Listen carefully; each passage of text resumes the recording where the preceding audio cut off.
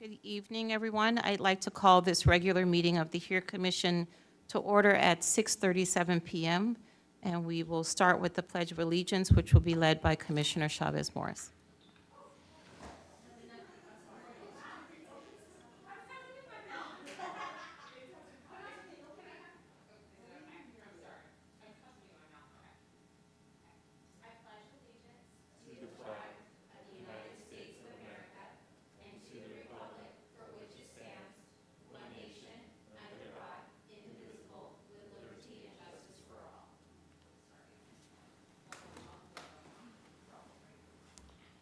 Thank you. So we'll now have our roll call. Adrian, if you could please call the roll. Yes. Commissioner Brenhag, Here. Commissioner Chavez Morris, Here. Commissioner Chen, Here. Commissioner Herrera. He'll be joining us in a bit. Commissioner Khan, Present. Vice Chair Godo, Here. Chair Jennings Nunez. Here. And in addition, and we'll have them on our roll call, I think, for our next meeting, but we would like to welcome Aaron Saitu and Kelly Munoz Rios, who are our selected youth ambassadors. So they were selected at our last meeting from a very impressive group of high school students to be our first youth ambassadors. So their role is going to be to provide input that will help us extend our reach to the youth and young adults in our community, as well as to help us identify issues in the community that are particularly of concern for youth and young adults. So I am going to ask them, and we warned them ahead of time, if they could just take a moment to introduce themselves. Right now, they're sitting to our left. Hi everybody, my name is Aaron Situ. I am a sophomore at Gabriel High School, and in the future I have an interest in public policy, so I thought this would be a really good opportunity to kind of get into that on more so of a local level. Hi, my name is Kelly Munoz Rios, and I'm also a sophomore, and I attend at Gabrielino High School. I'm very excited to be here, to be part of my community, and I hope this would help me for my future and to help my country as well.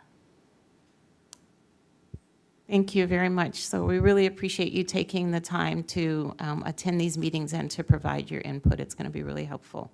We will now go on to have some announcements from our staff liaison, Matthew Morales-Stevens.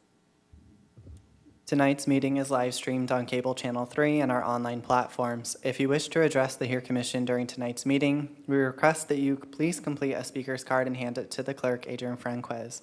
When speaking, please state your name for the record.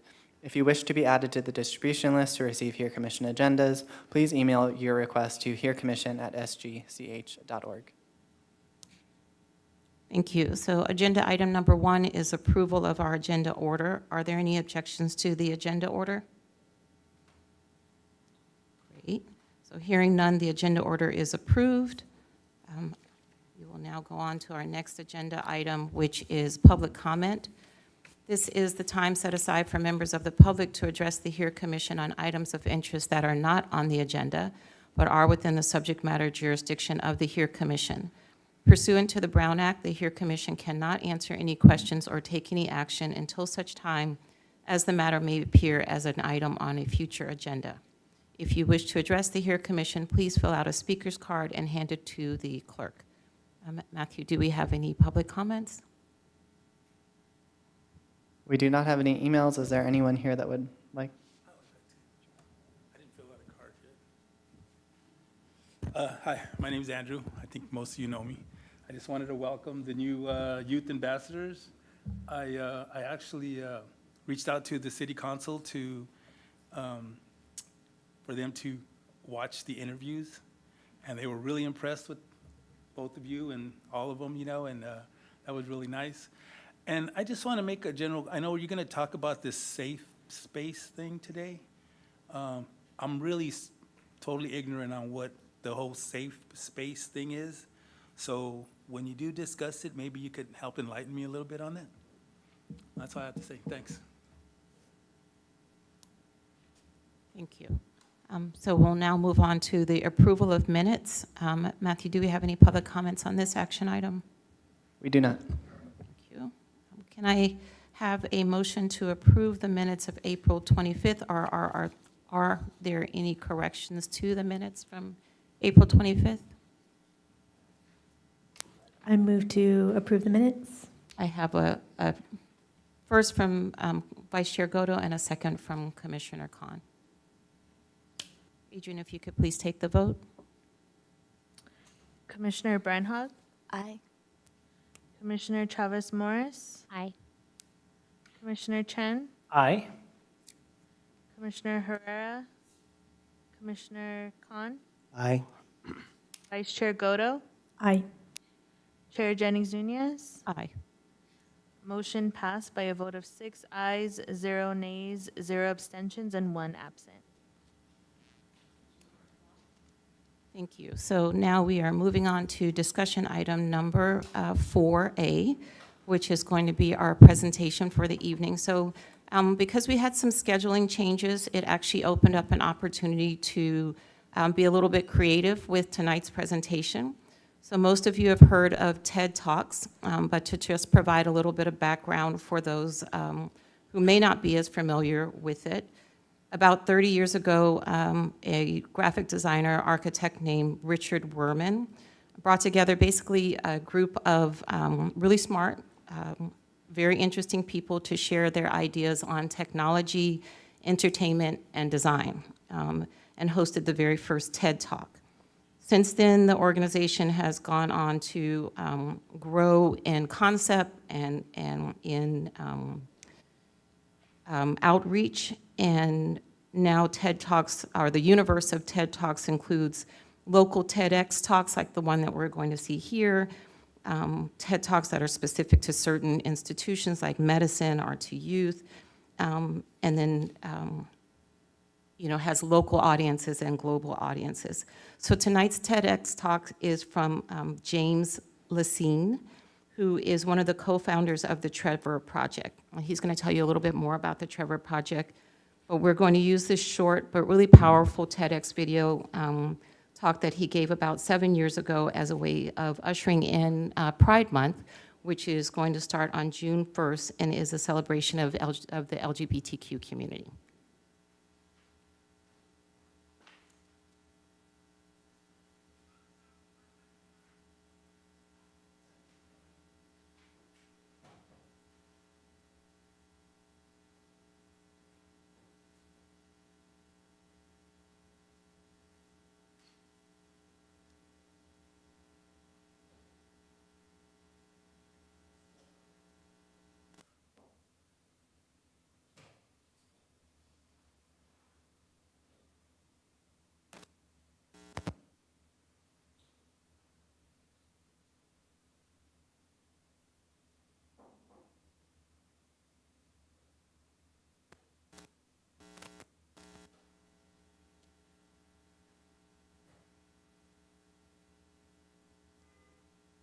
In my early 20s, I met a man at a party who had a pretty impressive job in show business. Though, when you're in your early 20s, just about anyone with a job in show business seems impressive.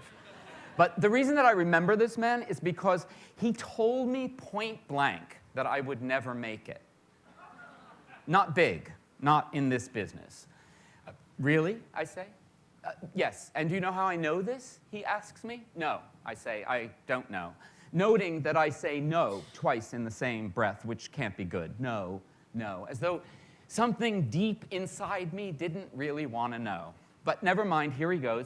He's on a roll, the man. Because he says, you're too gay. And that gay word slices clean through me, like a bullet through butter. But hey, I grew up with people saying worse than gay to me. They raised sticks and fists and once a boot to make their point. They called me faggot, sissy, and girly boy, and that was just to get my attention. I hate to say it, the guy says, in that way that some people just love to say. But gay will get you nowhere. And just like that, I'm done for, transformed into a common loser without my say-so. So I say, fine.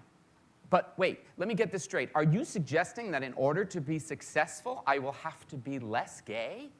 Oh, no, that's my point, he says. You couldn't be less gay if you tried. Now, this won't be the last time that it happens. It goes on like this for years. People coming along telling me to tone it down, butch it up, don't dance so much, gesture less, lose the lisp, wear a tie, don't be such a girl. I'm sure I'm not alone here. I'm guessing that many of you grew up with people telling you to be something other than yourself, as if such a thing was possible. So fast forward, it's the early 90s, I'm sitting at my desk, I'm listening to NPR, and I happen to hear a news report about how suicide is the second leading cause of death among young people ages 13 to 24. The second leading cause of death in this country.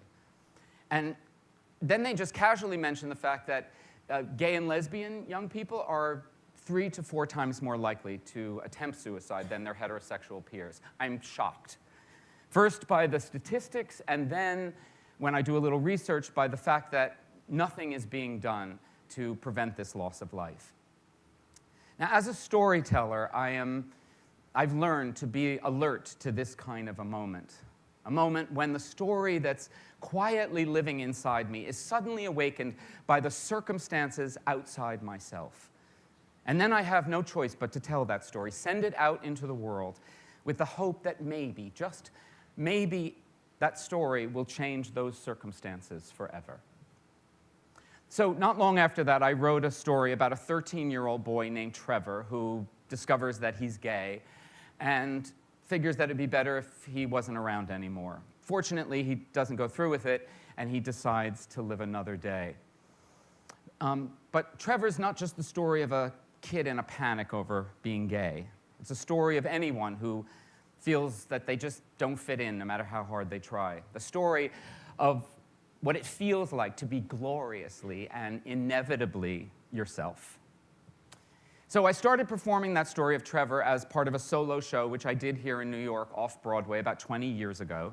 And around that time, two producers, Randy Stone and Peggy Reisky, contacted me and asked me if I'd be interested in adapting the story of Trevor into a screenplay, which I did. That 16-minute film, beautifully directed by Peggy Reisky and produced by Randy and Peggy, went on to win a whole bunch of awards, including the Academy Award for Best Live Action Short. That was an amazing honor, but then 2 years later, something even more incredible happened. HBO agreed to show the film on television. And Randy and Peggy and I thought, well, wouldn't it be a good idea if we put a telephone number at the end of the broadcast in case there were kids out there who recognized themselves in the character of Trevor and needed someplace to turn. So on August 8th, 1998, we launched the Trevor Project, the first and still the only national 24/7 suicide prevention and crisis intervention lifeline for LGBT and questioning youth. But the story doesn't end there. Just this last Thanksgiving, I was standing in a bustling kitchen, a smart 20-something-year-old genderqueer person with a gender-questionable name like Kagan, a person who preferred the pronouns they, them, theirs, leaned in and just quietly thanked me because as a teenager, Trevor had been there to save their life.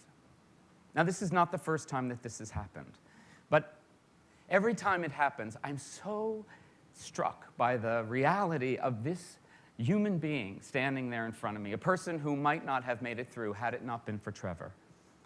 And then I think to myself, well, what if I had not made it through? What if, like so many of my contemporaries, I had not found my way forward, had not lived to tell my story? Where would Kagan be? And then jumping forward 10 or 20 years from now, I wonder, well, what's the story that Kagan will be telling then? Or better yet, what's the story that Kagan is telling now? Kagan and every young person that you meet, they are the future. They're already living it. And we would be wise to listen to their stories.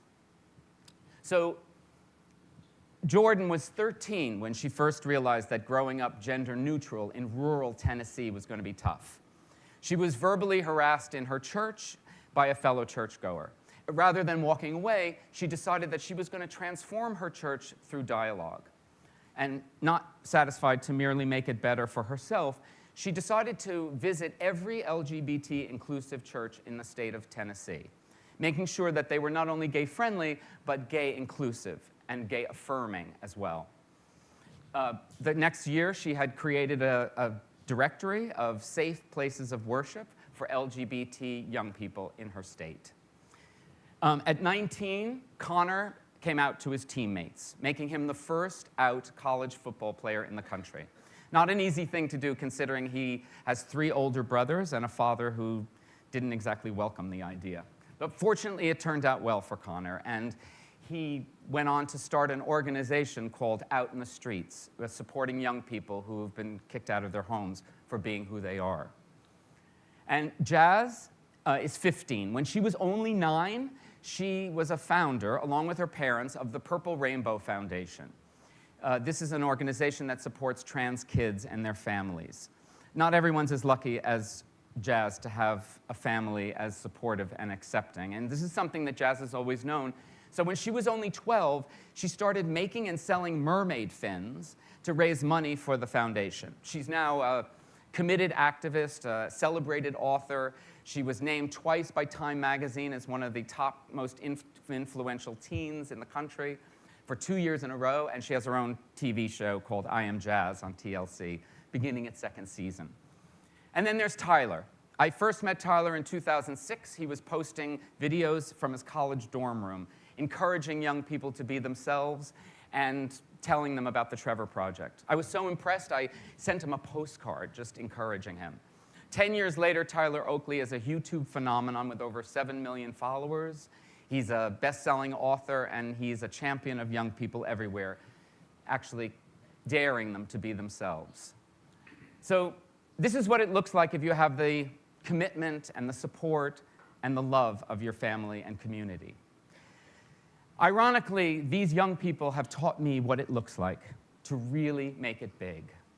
They've shown me that making it big means making more and more myself. Expanding self to include everything skin out, the whole damn world. Can I make it mine? All of it. Can I include, for instance, you? Whether you are lesbian or gay or bi or transgender or cisgender or two-spirit or androgyne, intersex, asexual, pansexual, questioning, queer, or just some undeclared freelance superhero on the fly. Can I make you mine? Can I stand in your shoes? Or better yet, can I stand right here while you sit there, right there, and remember that together we are what it looks like to really make it big. If we are to survive in this world, if we're to make it big ourselves, we're going to have to expand to include the stories of others, all the others. So go. Start by finding a young person. Get them to sit and tell you their story. Don't be so quick to tell them what you know or how it is or what you've made of the world you've seen so far.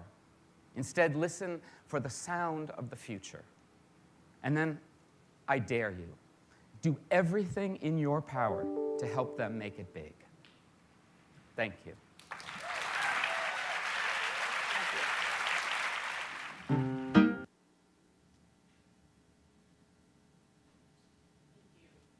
Thank you, Matthew, for putting that together. So I'll just spend a couple more minutes on my presentation, but I thought this was a really appropriate video to bring in Pride Month to welcome our 2 new youth ambassadors and all that they are going to bring to our commission. And I just want to give you a little bit of information. So, Pride Month is usually considered kind of a month of celebration, but we also want to keep in mind that it's a time for education and for advocacy also. You can go to the next slide. So the video that you just saw came out about 7 years ago, but the statistic that he provided is still very appropriate. So in 2020, which is kind of the last real information that we had, and this is for California, there were over 4,000 suicides. If you say that 13% of that were young people under 24, so usually it's kind of 10 to 24, it means that we lost about 500 young people to suicide in 2020. and it is the second leading cause of death for young people after accidental injuries. So you can go to the next slide. If you take a look at the rates of suicide by race and ethnicity, you can see that unfortunately, like in most negative statistics, unfortunately, Black youth are now starting to climb in terms of their rates of suicide. There has been some improvement in terms of Asian and Pacific Islanders, but still, not where we want it to be. And we've also seen that the Hispanic youth are also starting to see a little bit of a climb in terms of suicide rates. Next slide. Our young men are at much, much higher risk than young women, so we really need to find a way to reach out effectively to our young men. And then as James Lacine said, for LGBTQ youth, they have 3 to 4 times the rates of suicide as we see just for our general youth population. You can go to the next slide. So the Trevor Project, again, as he mentioned, is the only kind of dedicated lifeline for LGBTQ youth who need someone to reach out to. This is the phone number for people who want to jot it down, 1-866-488-7386, or you can text 678-678. There's also the new general suicide hotline, which is 988. That certainly you can utilize as well, and that's for anyone and everyone, regardless of your age or your gender identity. You can go to the next slide. And this is just for people who will see it on the screen. This QR code does take you to the Trevor Project website. So, if people are viewing this video afterwards, then that is good information for them. That's it. So, like I said, we're going to spend the rest of this afternoon, and I'll let people speak after this, but we're going to spend the rest of this evening really speaking about and planning on 2 topics that the video raised, and that is advocacy, celebration, and creating an inclusive environment for people who identify as lesbian, gay, bisexual, trans, and queer or questioning, as well as mental health. Thank you.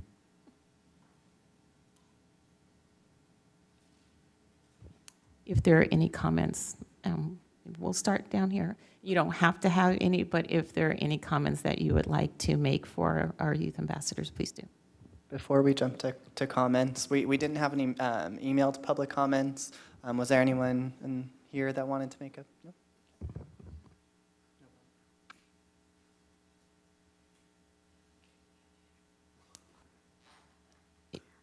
I just want to say thank you very much for that presentation and for showing that TED Talk. I think it's appropriate too, given that since our last meeting, All Saints Church, which is my church, actually had a bomb threat against the church because of the fact that it is considered to be a safe space for folks from the community, from the LGBTQIA plus community.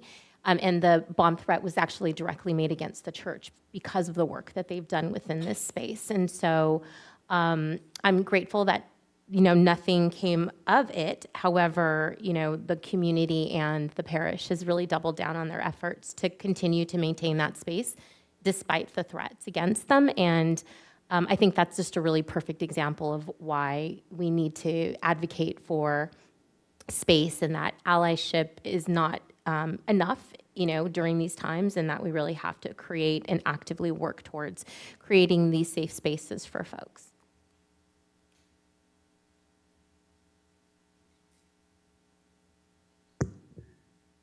So I remember reading the email that you guys wanted us to reach out to GSA, which is the Gay Straight Alliance at Gabriel High School. And so I talked to their president, Al Sassen's post-announcement on the classroom. I haven't gotten anything about the classroom announcements yet, but from speaking with their president, it seems like we have a pretty good culture here in San Gabriel for the most part. But the thing that she really wanted to emphasize the most was spreading awareness of the programs that are out there to support the LGBTQ community. And I think this is something really important because LGBTQ community programs shouldn't just be available to those who openly identify as LGBTQ, but also those who just may identify as straight for now. Because oftentimes I feel like one of the hardest process is the transition process. And so if those resources aren't available to all students, that can make it really hard to just transition outwards. And I think that's something we should kind of focus on here. And I also do like the idea where you have like those little stickers in like a room or something to show that this is a safe space. My only concern with that though is that how do we make it like clear enough for students to know this is a safe place? Because if it's just a small sticker, it's probably going to like get skimmed over and nobody's gonna really notice it. Because when I spoke with the person, they felt that when they saw posters in like a teacher's classroom, it made them feel really safe. But the thing about posters is that they're large and you can't really miss them. But if a sticker, it's pretty easy to miss them. So that's all I wanted to say. I would also like to talk about this. From the TED Talk, I really liked the video. Personally, I've known people, friends, classmates, especially people close to me that are part of the LGBTQ plus community. And I also like to emphasize that it can be really hard to understand, especially genders and sexualities. Especially when I was informed, I was a bit confused about this topic and that people can like the same gender. So when I first learned was through with other people, and I feel like for people that can be really hard, we should probably try to put a way people can be informed historically as how these events have happened, especially now that we have laws and we have, especially with social media, ways to basically know about what gender and sexuality is and how people can be identified is. I feel like a way people simply that want to know the basics and not feel confused is something to be informed in a simpler yet historical way, especially thousands, millions of other people that may have not known this or want to learn more about this.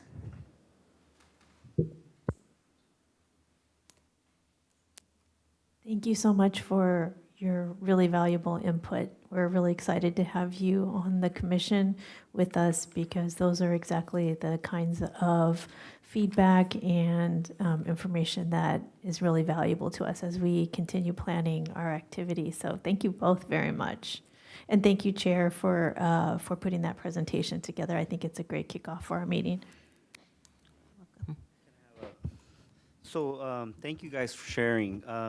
Now, as far as for the poster proposal that you have or the initiative that you have, my question is, what is the school club doing right now? Are they engaging in these poster drawings? I mean, it doesn't really need to be printed out, anything fancy, but are they considering kicking off this initiative?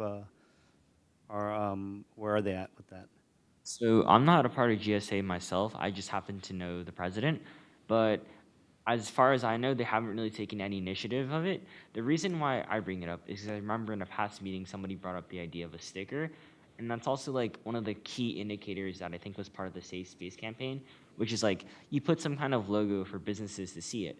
But how do we make that like clearly identifiable to anyone that comes in? And also another thing is like, even if you have the logo, it only matters insofar as people understand the meaning of it.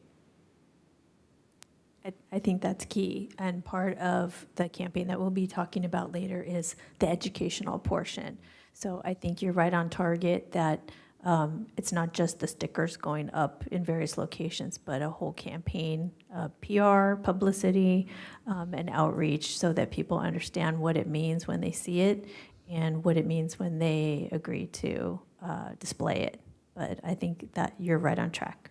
Right. So just to add on that, yeah, poster with a possible sticker of a QR code for more information or to learn more, scan this QR code would be an addition to this idea. Maybe you guys thought about it or not. I just want to throw it out there. Thank you. So we're going to go ahead and move to item B so that we can get to item C, which is going to be specifically discussing this area more. So item B is review and discussion of the approved 2023 annual work plan. This is where we will review and discuss our current 2023 approved work plan, which was approved at the, not the last city council meeting, but 2 city council meetings ago. It was approved as part of the consent calendar agenda. So Matthew, do we have any public comments on this item? We do not. I guess just as the beginning of our discussion of the 2023 work plan, I did just want to show some pictures that we took. We participated in the Play Day this past Saturday, and we had all 7 of us participate, so it was a really great event. Maybe Vicki can tell us a little bit more about how we ended up there. Sure. This was part of the multicultural art pop-up, and we were invited to participate by Heidi Lau, who was one of our speakers at a previous meeting. She is part of the Stop Hate initiative of AYC, the Asian Youth Center. And it was designed to promote diversity, inclusion, and solidarity in our community. AYC is partnering with community organizations from across the San Gabriel Valley to offer engaging activities that are meant to teach people about different cultures and traditions through arts and crafts and games at various community events. So we were here at Play Day, as you can see, and the Here Commission booth was offering the opportunity to learn more about origami, which is the art of paper folding. And I think everyone now is an expert, at least in folding a dog, which was the easiest one. But it was really popular. I think we were busy pretty much the whole entire event. And their next multicultural art pop-up will be at the Surfs Up event. So I hope you'll come and enjoy. Do you know, we're not doing that multiple, okay, We're not sponsoring a booth at that one. okay, got it.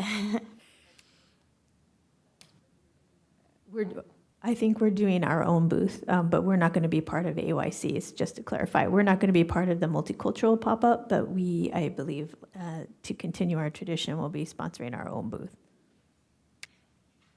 I did just also want to thank Vice Chair Goto and Chair Jennings Nunez for supplying a lot of the supplies, the books, the materials and the candy and all the things that we had at the booth that made it so popular. So thank you so much for everything you did.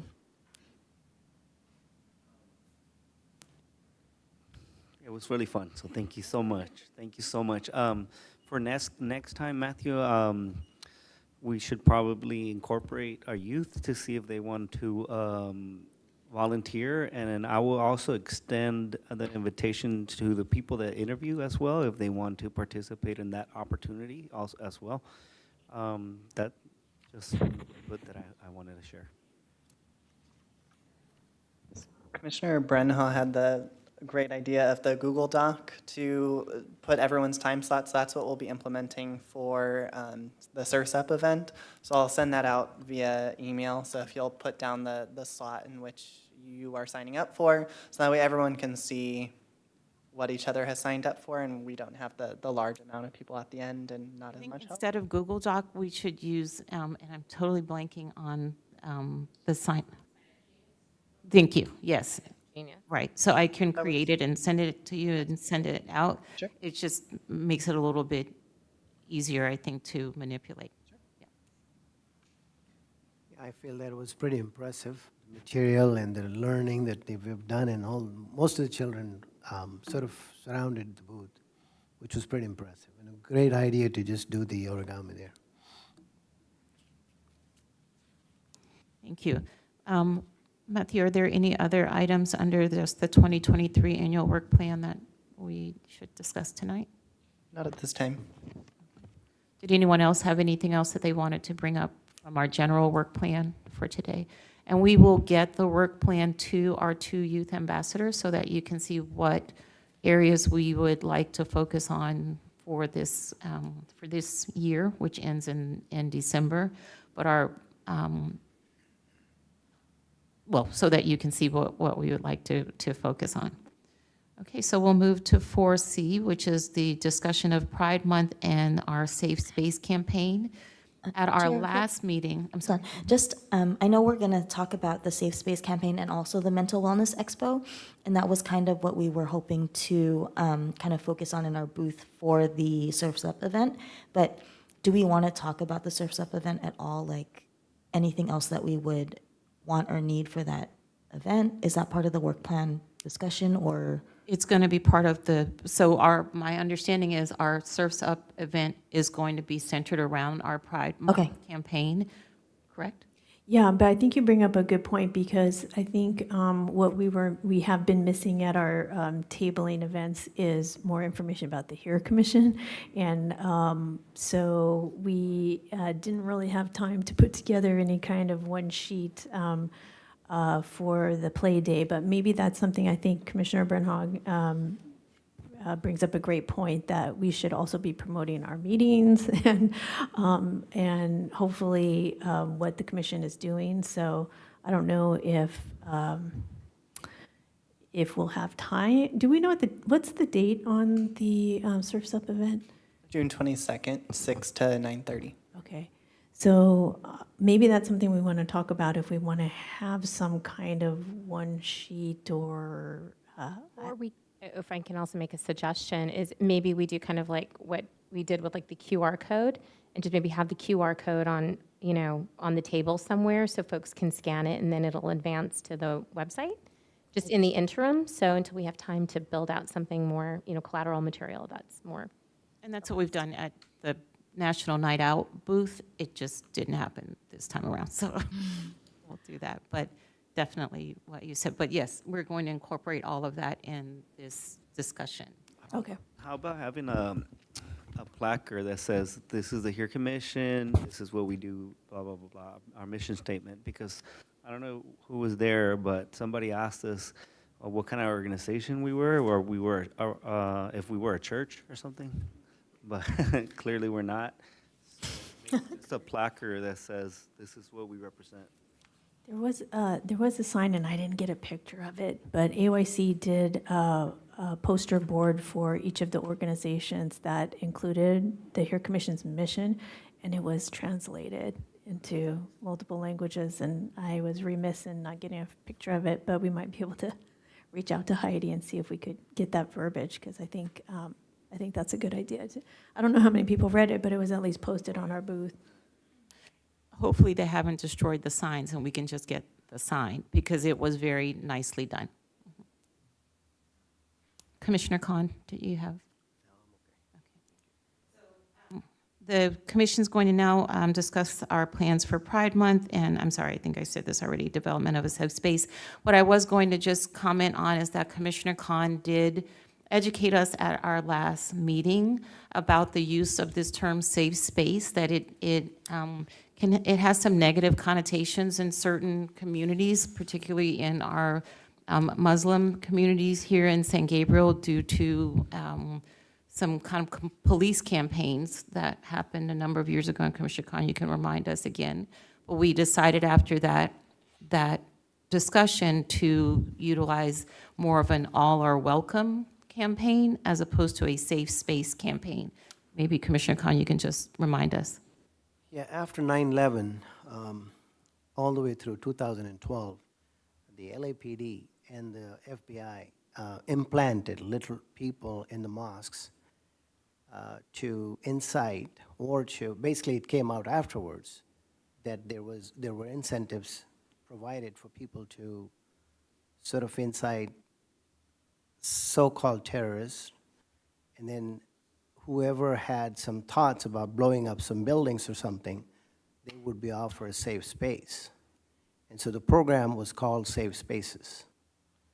And it continued, and literally the mosques, not just the mosque up here, but also the mosque in Irvine and in LA, they reported to FBI that there were some activities by people who they did not know would come in and then start talking. Some really off-the-wall shoot to sort of incite someone, or they would just talk about, get friendly with people, becoming, oh, I'm a Muslim, and they would spend some time, get to know some people, and then they would start talking about sort of trying to cultivate a culture that would somehow get some people their way. And even when we reported those, there was no action taken. So that lasted for well over 10 years. And in 2012, there was a lawsuit against them filed by KRLA. And then the rest of the sort of the hidden agenda came out. And in 2014, the lawsuit, basically, the mosques won the lawsuits. And then FBI came in and apologized for that. And LAPD was also part of that. And they also, not only just that, but also they funded the nonprofit organizations to go into the mosques and teach in. So in other words, the assumption was already that there would be folks inside the mosques who were just trying to blow up or who were terrorists. And there has been no such any event. And that was basically the negative connotation of this safe spaces came from there. Thank you for giving me the opportunity. So keeping that in mind, I think we decided that at least for our local campaign that we would like to be aware of that and relabel it, rebrand it, thank you, rebrand it, that's a good word, to all are welcome. Okay, so I'm going to turn it over to Vice Chair Godo, Commissioner Chen, and Commissioner Chavez Morris, who are, they make up the committee for this area. Sure. So we did have a meeting last week with Matthew to discuss a little bit about what we've all kind of independently researched.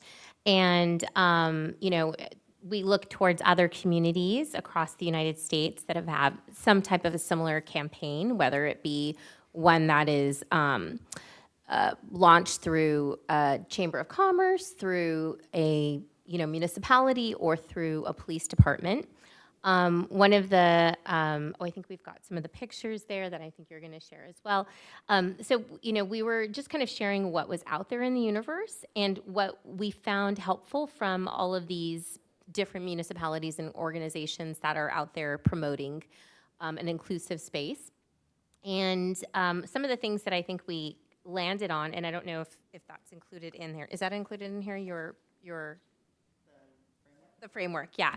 So some of the things that we had kind of seen was, and I think it speaks to what you were talking about earlier, which is that having a sticker without having some type of content behind it is, can not be as valuable as a more deliberate and robust campaign, right? And so I think folks that we did see that had been invested in a more robust campaign had some really great like websites and resources that were additionally available to individuals who were seeking out these types of spaces. And that's, I'm sure that you're going to go into what your presentation is. Yeah, so I think that was just personally for me, what I found really valuable is kind of looking at what other folks were doing and how it was serving this community in some beneficial way. Commissioner Chavez Morris, can you also, the last meeting, you gave a really great explanation of kind of, because someone in our audience asked about kind of what is meant by this safe space or welcoming environment, particularly for this community of people. Yeah. Can you? Yeah, I should just have you put that on repeat. I'm not going to do it justice, I can tell. So I think it's really important to remember that, historically there have been cases where folks who do come from the LGBTQIA+ community have not been able to, either have not felt welcome in certain businesses or may have been turned away because of the fact of because of their gender identity or their sexual orientation. And so I think it's really helpful to acknowledge that not every business may feel safe to someone if they're not necessarily sure if that business is going to welcome, you know, their sexual orientation or their identity, right? And so by acknowledging and having some type of a visual cue for individuals, it helps folks from that community know that this is a space where they can be authentically themselves. And then for allies too, it can help allies to know, hey, this business shares the same values as you do, and you may want to patronize them more than someone else, right? Because they are living the values that you live as well. And so that is, I think, kind of the impetus behind that campaign.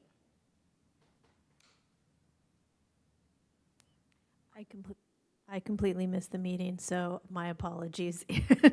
I will say that I really want to recognize our two other commissioners on this committee, and especially Matthew for putting together the staff report. It's really comprehensive. I hope everyone had a chance to read it, and our ambassadors will get a copy. I think it's a really great outline for what we're trying to do. Maybe we can talk some about, on the second page of the staff report, there are some discussion points, but to our chair's point, I think we do want to brand this as all are welcome, but I definitely don't want to lose the focus that this is intended for the LGBTQ plus community, because they are, you know, a group that's very much being targeted in our current times across the country. So, so I did have a couple of things. I don't know if we want to jump into it right away or if we want to have more of a discussion, but in our packages, some of the, and also I wanted to thank Chair Jenny Nunez's son for putting together a really great proposed logo, a couple of options. But there's also in your packet a draft of some of the resources that we might be able to kick off for this initiative, I guess I'll call it. Matthew, do you have an actual presentation that you want? I don't have a formal Okay, presentation. I'm sorry, If I you'd- thought there, okay. I if just you'd like, didn't I want to can skip run it. through it and give everyone the general information. I think that's great. Okay, so in the packet, I did put together a staff report for the Safe Space or All Are Welcome campaign. I kept it as a safe space just so everyone knew kind of what we were talking about to get the conversation started. And that will be part of what we're pushing back to the commission is kind of what that brand would look like or what the campaign will look like. It's important to note that it's already been included in the work plan, so that was approved April 18th at the city council meeting. The committee that's currently working on it is Vice Chair Godo, Commissioner Chavez Morris, and Commissioner Chen. What we tied in was the vision of San Gabriel because the verbiage that already exists matches really well in alignment with what direction this campaign is looking to go forward with. So the current vision of the city reads, San Gabriel will be a premier city in the region, building on its rich history. San Gabriel will stand out as a vibrant, inclusive, and inviting place to live, work, shop, and play. San Gabriel will set the standard for excellence and innovation. And it's important to note that vision is quite a few years old, so that was before the HERE Commission was developed, so the city was kind of already on that cutting edge progressive end. So it ties in really well. There is some draft verbiage. I won't read it verbatim, but the most important part is who should display the safe zone symbol, which is any business, community, organization, or individual who wants to show they have created a welcoming environment for any person, regardless of their sexual orientation, gender identity, or gender expression. Posting the symbol ensures people can frequent this space without fear of aggression, judgment, or hate. So I was fairly particular when choosing the words sexual orientation, gender identity, and gender expression, just because they don't have to be combined together. They can exist in kind of different universes. So just because someone may identify as gay, their gender expression may not deviate from kind of the norm of society. So that's why they're separated out there. There is an agreement that would be included as to when someone is requesting the sticker or poster, or whatever that ends up being, they're understanding what they're agreeing to. So they're not just requesting the sticker and we're giving it to them. They're having to read through the paragraph, acknowledge that they agree to those, and they fully kind of understand, and then post it. And essentially, it's that they are agreeing to be an ally, or they are a business that is owned by an LGBTQ individual, and all of those things that Commissioner Chavez Morris mentioned in creating that safe and welcoming environment. And that safe and welcoming environment oftentimes will go above and beyond the sticker or poster. That would just be kind of step one. But other ways in which their business can create a more welcoming environment would be resources that we could provide them as well. So the Community Services Department just got done with an LGBTQ plus 101 DEI training. So the second one, we did one for part-time and one for full-time. And a lot of that was the ways in which people wish to be addressed. So whether they prefer their pronouns as they, them versus he or she, using gender-neutral terms can create a safe space, and it's not necessarily what people are actually seeing in the place of work or business. And those are all resources that can be provided. So in the packet, I've included a draft of the logo, which, as Vice Chair Godo mentioned, Chair Jennings' son was kind enough to put samples together. And this is this is not a final. We just, so we'll talk about that later, but it's just something to consider. Yes, but it was a fantastic start and on a very, very quick turnaround. A lot of our graphic artists do not do work in that quick of a turnaround, so we appreciate that. Exhibit A is the Safe Space Campaign participant request. Essentially, it's an online form submission, similar to how we do our park reservations and our facility rental inquiries. What will happen is they fill out the document, and it gets emailed directly to Adrian and I, and we will sort through it and then mail out their sticker, poster, or whatever that ends up looking like. And then Exhibit B is what the web page would look like. So it's just a draft. It can include photos. It can include other verbiage, but it would be as a subpage under the Here Commission page. Again, that can take a different approach, but that's what it looks like currently. And there, if we wanted to include links to those resources, like I mentioned in there, that could be an option as well. Some additional items for discussion tonight, beyond what's already been presented, would be the creation of a resource page, including 211 LA County, the Trevor Project, LGBTQ centers. So those would be resources for both people with that identify as being in that community or people outside of the community. If you are wanting to provide additional resources for allyship, those would be kind of a different set of educational materials versus a direct help or resources to persons in that community. The LA LGBT Center, the San Gabriel Valley LGBTQ Center, and then a running list of businesses that participate in the program was one of the ideas that were brought forth, and a listing of kind of how they either meet that allyship need or are queer-owned. And that could potentially be a partnership with the Chamber of Commerce. It may not be something that the city would be able to directly put forward, but potentially something that would be more appropriate with the Chamber of Commerce. An explanation of the logo, so it goes back to our Youth Ambassador's point of kind of the why behind the logo. That way people can identify more clearly when it is posted around the city. Sending everything once it's finalized to council for full adoption, approval, and support. That's important for a number of reasons, one of which is because it would be on a citywide basis. It's not something that we would adopt just within our department. And we'd want to make sure that council is on board with all of the messaging and the logo and all of that, because without their support, it will not be quite as successful. Again, it'll be a number of reasons why that would need to go to council for approval. And then connection with Chamber of Commerce and Economic Development Department.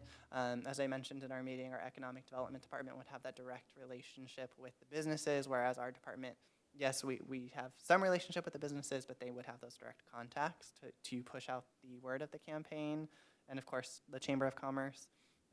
And then what type of follow-up would need to happen once the campaign has been released? So does the commission just want to release the campaign, see what happens, and kind of wait for feedback? Or would you want to do a survey? Would you want to reach out to some of the businesses that have decided to sign up and get their direct feedback rather than waiting for the feedback? So that would be part of the discussion. It doesn't necessarily need to happen tonight, but as you're going through the process.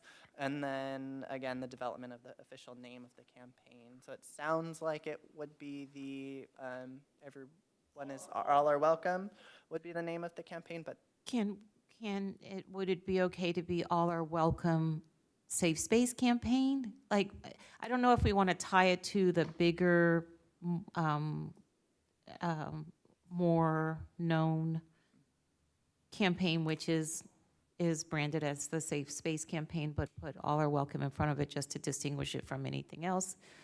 I think, well, one of the suggestions that I had, thank you, Matthew, for all of this. It's so comprehensive. One of the things on Exhibit A, on the draft of the form, which I think is great, I think if we used, instead of Safe Space Campaign, the All Are Welcome campaign, we could continue to use the description of the safe space in the paragraph. I think that might kind of address that issue that you have in terms of having any confusion about what it's about. Because I feel like if we have all our welcome safe space campaign, that's a little long. It's kind of a mouthful. Yeah, and I actually have a sticker in front of my office, and it is there are stickers that are all are welcome, and it is with a rainbow background. Yeah. And so it's sort of like implied, like this is the community that we're talking about. So yes, I agree. I think that it might be a little long that way, and there's other kind of visual cues that we could add to it that probably would indicate that. Again, Matthew, thank you so much for all of this, because it really was, I was so impressed when I saw the work that Matthew had done. And I really do encourage us to include, in addition to the, on the request form, something that allows folks to indicate if, how they are serving this community. Again, as Matthew mentioned, whether it is that they are the individual business is owned by someone from that community, or if they are offering services that help that community. So one of the ways that we saw, I think it was either at Long Beach or someplace back east, they actually had a directory that was developed where they were indicating, if it was a hairdresser, that they were offering gender-affirming haircuts, or they were offering legal services to same-sex couples. And so they had very specific ideas on how they could serve that community, and it was included on the directory. And so I think that that's really helpful too, because then it kind of provides some frame of reference for folks in advance of going to the establishment on what kind of services they can expect to receive that are specialized to that community. Commissioner Chen, did you have, I know you were at the meeting also. Did you have? Yes, I was just going to say that I had a question about, I know that our business is connected to the Chamber of Commerce and the Economic Development Department. Now, are all the businesses in San Gabriel connected to the Economic Development Department? Do we know what, is there kind of other kinds of outreach? Like, for example, if there are businesses that are not on there, we can even have like a canvassing campaign or something that, I just didn't know what that looked like. Sorry. So the Economic Development Department does have an e-newsletter where they can reach out to businesses, and so I would say that's just one of the many forms of outreach that would happen. So we, as a department, the Community Services Department has an e-newsletter, which would be more geared towards residents, but I'm sure there are businesses that are receiving that information. Our website and then our social media channels would also be reaching those businesses as well. So it wouldn't just be reliant on the direct communication from economic development. I think that's a good point to bring up because this is definitely a big part for the business community, but we also want to include our libraries, our nonprofit organizations, our youth centers, our senior centers, and those kinds of organizations that also provide a space for community gathering. Agreed. Especially since, Matthew, you've formally declared that this training happened in the city. I think that the city should be the first one to add those stickers, right? So yeah, having received appropriate training on this, I think that would be worthwhile. Yeah. So definitely those community service organizations should have those. Could I just add something? I have many friends there that are in the LGBTQ plus community, and I completely support this initiative. But I want to make it clear that if the business chooses to opt out, it's okay.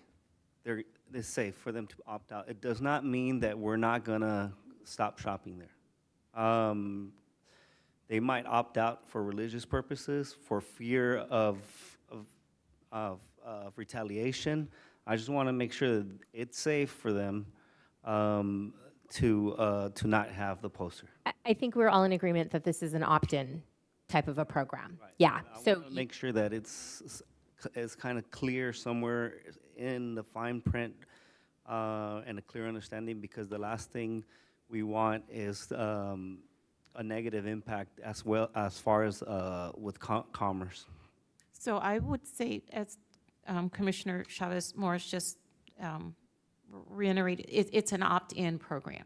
So you can choose to be a part of this program.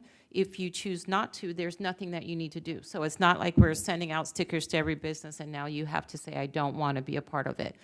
Whether or not people choose to spend their dollars in a business that does offer this, have this, or there may be people who choose not to spend their dollars because a business opts in.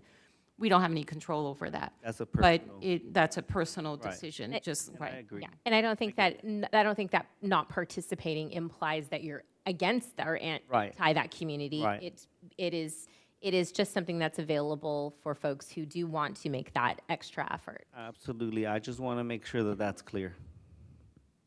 It will be, but I don't think we need to put any wording in our campaign that says that. So,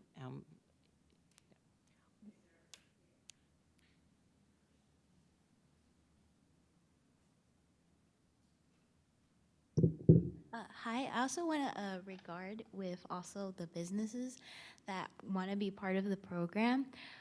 Also regarding the safety, because while a lot of people do accept the LGBTQ plus community, some people can be quite hateful. So I was wondering about the safety of business in case they interfere with vandalism or hateful or threats. I also want what does businesses do based if something like that, in case that happens. And also regarding with the stickers, I really like the idea. I feel like with the stickers, it should add more color with the rainbow, because I couldn't really see too much of a rainbow. And also with more, I guess the LGBTQ plus is quite recognized with the rainbow. So I feel like people that don't speak English or as their main language, I feel like having it as a bigger picture can help them see that this is a safe place without having to read the letters too. I really like the fact that you brought in the idea that not everybody is going to speak English, and that having some type of visual cue is super important. And that might actually be something else we need to think about, is maybe even offering it in multiple languages. And we had talked when in our meeting also about the idea of having digital collateral materials available, so folks could add it to their website or add it on their social media if they wanted, and maybe and they could download it off of an email that's sent to them or off a website. But then having that maybe in a couple of different of our primary languages would also be helpful as well. I like that idea. I also had a question about how we're going to make it, I guess, accessible to the general public. Because from my understanding, the reason why you have the stickers is so people walk in there knowing that they're safe. But the only reason like they know it's safe is if they understand the meaning behind the sticker. So you have to make sure that not only the businesses understand it, but the people as well. And so that kind of comes with a couple of implications. Do we only target people who are openly in the LGBTQ plus community? Because I do think safety is a problem, that if you just open it like entirely to the general public, some people might see this as an opportunity to go attack these businesses when that's not what we want. And so I think we need to cover a way where we not only inform a general public to a useful extent, but also ensure the safety of the businesses as well. And sorry, I was just going to say that in some communities, the police department, the community representatives, or what's the name of the person that does that stuff, like community outreach? Yeah, there's like a community outreach officer. That might be worthwhile for us to maybe chat with them about what we can do to kind of help ensure, that they know about the program, right? In case and then maybe we can monitor and see if there's been any reports of, vandalism. I will say that I do know at least of one business that has language on their door that talks about creating a safe space. And as far as I know, I don't think that they've ever had any issues. So, I mean, this hasn't been part of a larger campaign. So theoretically, it absolutely can happen because there is a certain climate right now around this. But we can definitely monitor that and see what we can do to work with and partner with the police department on that, I think. Good idea. I think part of the outreach or educational portion to just the general public is what we're going to kind of start in a soft sort of way at our Surf's Up event. So when we're tabling, that's where we're going to start putting out information to the general public about what the campaign will be about, and hopefully have them engage with us on maybe even selecting their preferred logo or have them vote in some way and get involved with it. But I think once we get everything together and approved and roll out the campaign, that it'll be an important part. And our public information officer has been a really great partner for us in helping us put the word out on social media about what it's about. And so I think you're right that it's not specifically, only for the LGBTQ community. We want all the folks in our city to know about the campaign and be proud of the efforts to be inclusive for all people. And I think the all is welcome, all are welcome brand really says it all. That's what our goal is, that everyone feel welcome. And one suggestion that I had for the form, although I'm not sure if this is the appropriate place, but if we're going to list the businesses and indicate which are LGBTQ plus owned, maybe we can put that as a field in the questionnaire, that they could be just a drop-down menu with yes, no, or prefer not to disclose, and let them know that if they indicate yes, that they can be listed on our resource page, just in case they are not comfortable with that being out there or not, for those reasons that people have brought up. And maybe we might want to add under their name their position or title. If they're like the business owner, that could just be optional, because I know not all of the people who are applying will be a business. So I think those are the just two additions that I would suggest. So my question is, and Commissioner Chen and then Aaron, is what are we planning for June 22nd? So because I'm assuming that this campaign is an ongoing campaign, it's not something that we're only doing for the month of June. It's going to be, continue to be developed. But for tonight's meeting, we kind of have to come together and figure out what we're going to do at the booth on June 22nd, how we're going to introduce this campaign on that day. So I would ask if we could focus around that, in addition to kind of, fleshing out these other concerns and issues. Commissioner Chen? Right. Now, I know that our our youth ambassador had mentioned about educating the public, so I do believe that once we launch the campaign, are we going to be announcing that on all our social media and all our communication channels, as far as you know, Steve?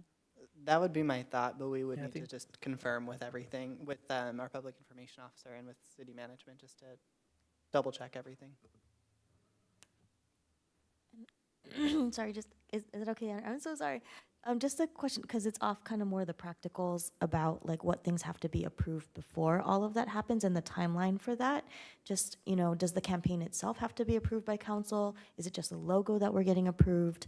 Do we have a plan of, that all of that information, and when do we have to have it by? Sure. So ultimately, it would be up to the commission as far as how quickly you want this process to move. My recommendation would be that we include everything from the logo to the campaign to the title of it, everything as one package, similar to how it was presented tonight, but a bit more robust and finalized to council. That way they have a full understanding and picture of what the intent of the campaign is, who it would be advertised to, the purpose, all of those items, and then they can make recommendations from there and approve and deny it at that time, versus a kind of piecemealing the information to them. It might not be quite as effective, and things might get lost in translation along the way. It'll also, again, assuming it gets approved, you'd have then the support of council on a project like this that can have a few different perspectives on a project that will have, that's not just happening in our city, that is happening on a broader scale. So that's why the recommendation is to go back to council with the full proposal. So I think you guys brought us here to be youth ambassadors. So one of the key things I'd like to add on is that if we're gonna have this program, we should definitely reach out to GSA at Gabrielino, try to see if we can get them inside in the program. And it'd also be pretty helpful to have their input, but I think that's something we should consider. And also our school district, too. So, again, just trying to bring us back to really making some decisions for June, because we won't be able to meet again before that. It sounds like there's still some things that need to be fleshed out and details that need to be created, and then it needs to be taken to council before we can really move forward with this. But at the booth on June 22nd, do we mostly want to concentrate on providing resource material, maybe inviting a GSA representative to be with us at our booth, providing information on the HERE Commission, if we can get a few logos to put out for people to maybe consider and vote on, but we, kind of start to introduce the idea of this campaign to the public, but not really do anything specific with the campaign. I think that's probably the way we should go. I would say this is sort of the formation still. As a concept, I think the campaign has already been approved by the city council as part of our work plan. So I think if we can do a few general things like you mentioned, maybe explain what the campaign's goal is, have maybe some information about what the LGBTQ flag colors signify, and if your graphic designer would be so wonderful as to come up with a couple other designs that we could maybe just have people vote on in an interactive way, with us, of course, having the final say. But it would be great to find out what other people's opinions were. And then I think if we have some, like a resource sheet that people could take away, I think that would be helpful too. I like the idea of reaching out to GSA, which is the Gay Straight Alliance. Is that the name of the club at Gabrielino High? To involve them, it would be great if they even wanted to table with us, and if they wanted to have some information about their, their activities as well. Although I know school is out, so I'm not sure how active they will want to be on June 22nd. So perhaps that's something that our ambassadors could check in with them and see what their interest level was. And then to add on that, it would be quite interesting to see them create the logo. the students. I'm pretty sure there's really talented students over there. Can I ask a question about what our space looks like for the day? Are we on grass? Are we on asphalt? What does that look like? So you'll be in the middle of the street. But the Mission Drive is shut down between Santa Anita and Broadway. Essentially, the Here Commission will have a 10 by 10 booth with a canopy, chairs, and an 8-foot table, similar to how it was, actually the exact same way it was for Play Day. Okay, so just some thoughts, because I think it worked really well with having some type of a project for the kids to do. Like, I'm all for that. I think it would be fun to incorporate something with a rainbow, even if it's like chalking in front of our booth and like, you know, like dedicating like some space for like a community art project where the kids could, you know, draw their own rainbows in. I think that might be kind of fun. Just a thought. I would say logistically, it might be, Surf's Up, I think, is much busier than what we did in the park on the weekend. Okay. It might be hard to kind of rope off a space in front of the booth, but a project with would be good. So Commissioner Chavez Morris, would you like to take on the task of deciding what project we're going to do and working with Matthew to? Sure. Thank you. I can do that. If anybody else wants to jump in on that, I can do that too.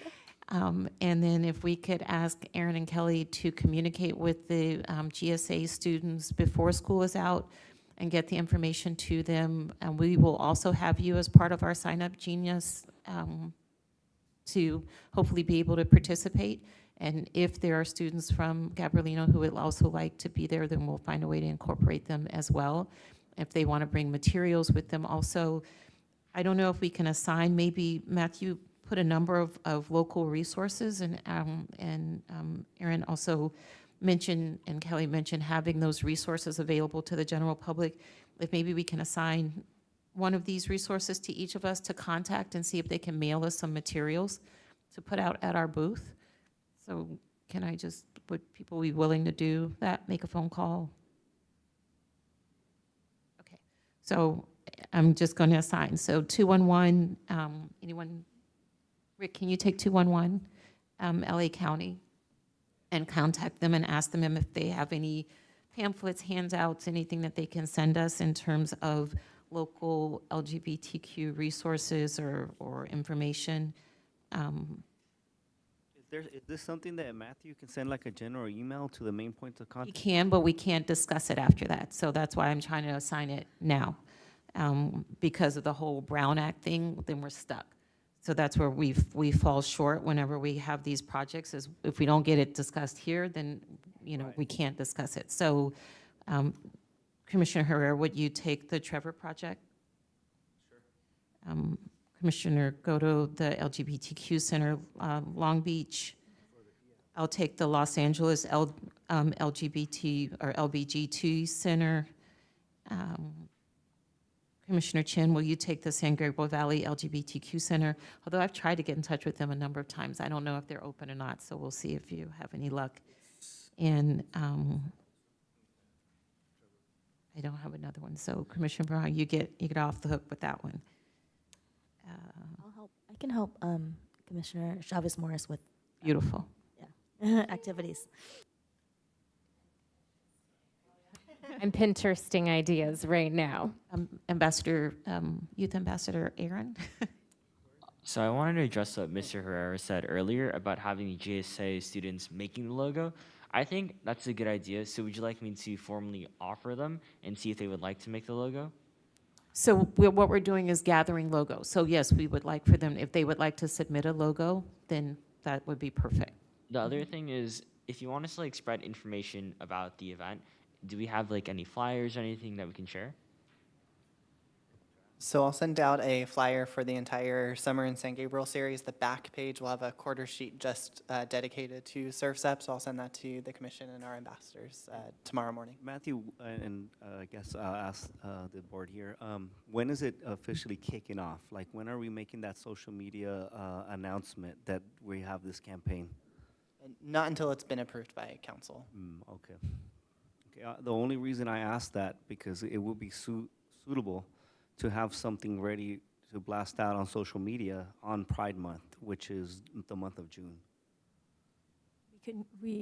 That was our intent, but because of our planning delays, I don't think that's going to be possible for Pride. So that's why we're going to make this sort of a soft event with our table at Surfs Up, because before we do any kind of publicity, it has to go back to the council for approval. So that's not going to happen before the June 22nd.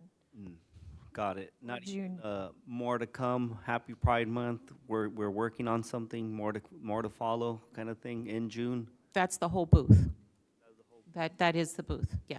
So, so we'll decorate the booth. We'll have information about the HERE Commission as well, and then we'll send out the information for sign-up. So is there anything else that we need to discuss in terms of the booth, because we still have Mental Wellness Expo that we need to run through? Like I said, I just want to nail down at least before our next meeting. Just a couple of thoughts on this. One is that since we're talking about logos, if other cities are doing it, is there someone can just gather the logos as well as from the ambassadors and the ones you have, including the ones from the other cities that they are promoting? That's one. The other part is, have you even asked the businesses locally here that if they would like a program like this before we go announce it? So I don't think that we have polled a business to see if they want a program like this. I would say I don't know if they want a program until it's offered. Other cities have started programs, and people have taken advantage of it. So initially, we'll ease into it. If we really find that there is absolutely no interest in it, then we will educate people and hopefully, improve that in the coming years. But for now, it is something that we're offering because we believe that it is necessary to advocate and promote, and then we'll go from there. In terms of other cities' logos, certainly we can look at them if someone wants. I don't want to put that on the staff, but the other thing that we mentioned was that we wanted something that really kind of signaled San Gabriel as opposed to a generic, prism or rainbow, or that we wanted to try to incorporate something about it that would indicate San Gabriel. Does the San Gabriel PD have like a particular badge that they wear on Pride Month? You know how they do like the whole pink on what is it? Pink Patch Project. Yeah, that's the only one that I'm aware of. I'm not aware of any other. I was just going to say that, gosh, I'm having a mom moment because the idea went in my head and now it's gone. About the idea of the symbol. So one of the things that we'd kind of talked about, because I completely understand our desire to kind of incorporate the bell into the design, because it is symbolic of the city, is that one of the things we were thinking is that maybe it's like, obviously like just a regular die cut, maybe square or circle, but that the symbol of the bell be there with all rainbow behind it. You know what I mean? Almost like it's cut out. Yeah, that It was another idea that may come. So we'll see what all comes, but like I said, I gave my son kind of 48 hours No, to I know. throw something at me. I know, he did. But those are ideas, or even, there are a number of ideas, and we'll get other ones from the students at Gabrielino. And it doesn't have to be one design that comes from GSA. It can be from several students who want to submit designs. So we don't have a formal contest at this point. We haven't developed it yet. But if you have students who, reading through this campaign, because this is public information, they want to read through this campaign and just based on their own knowledge of these types of campaigns, provide something with the understanding that we're trying to indicate San Gabriel and all are welcome, we'll put those out. So it sounds like our committee will need to meet again to incorporate some of the ideas and information that was provided here tonight. And then at our next meeting, we'll go to our next step. Any other questions for June 22nd? for June 22nd, but would it be too much to ask if we incorporate some sort of rainbow flag in the chamber here, at least on on Pride Month? Anywhere like on the desk here, or like a little flag up there?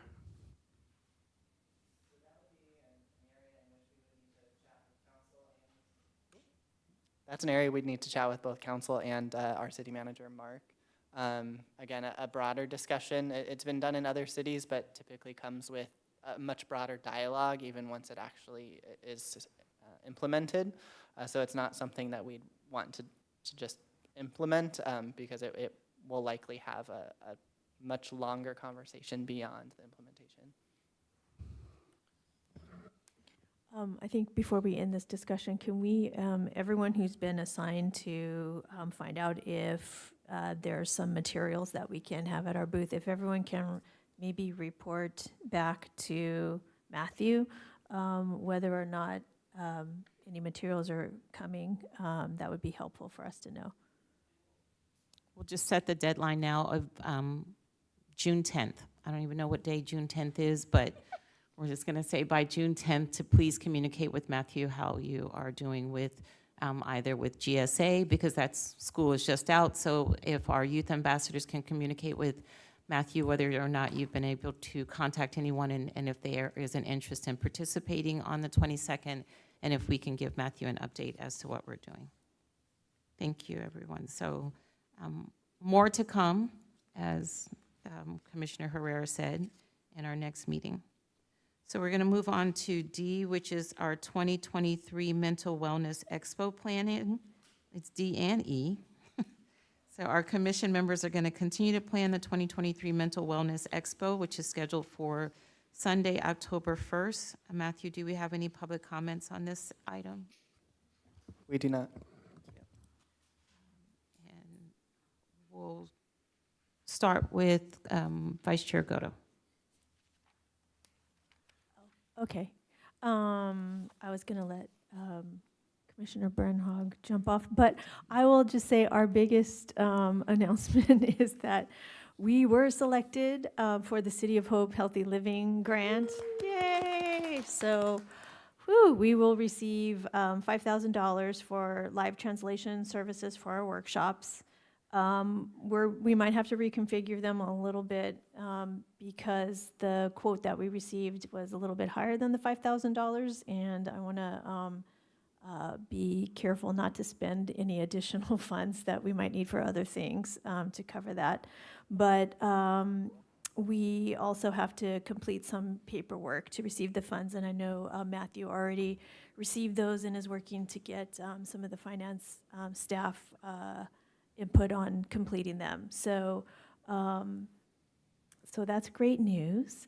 And Chair Jennings Nunez and I will also be attending the Healthy Living Grant Conference at City of Hope on June 2nd to receive the award, meaning the big check.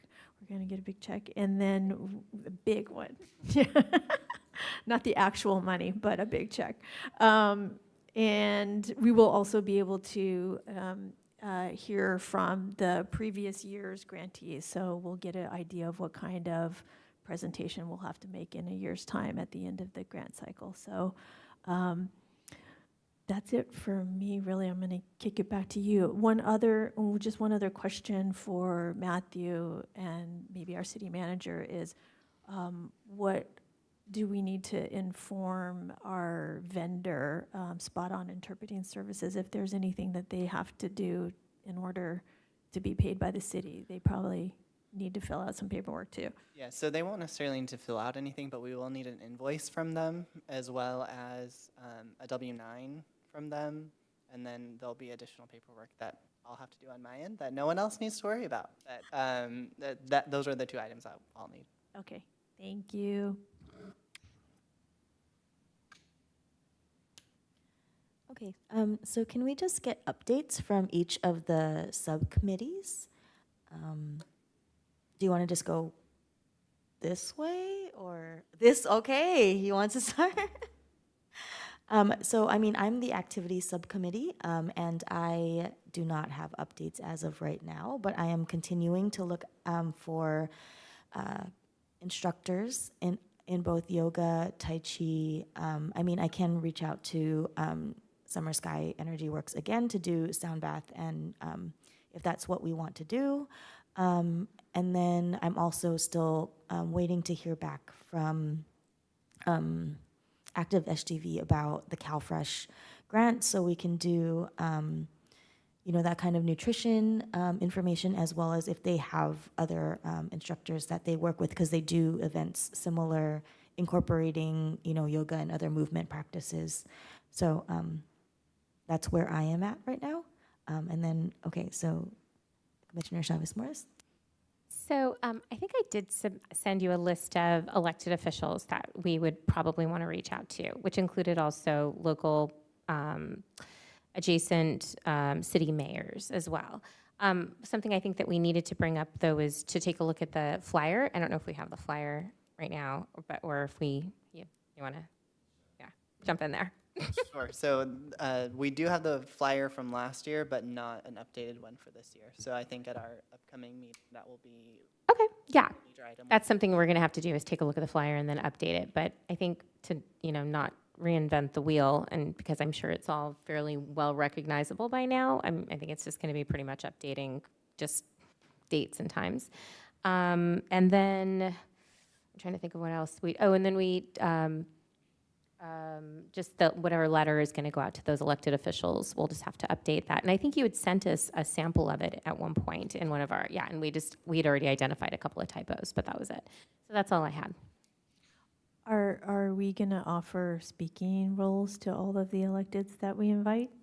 Right, I think we decided that that was going to be too difficult to do. So I think it was just an invitation for them to know about the event, so that they could let folks know within their communities or their constituents, right? So inviting them, letting them know about the event, giving them collateral materials so they could share that on social media or in their newsletters.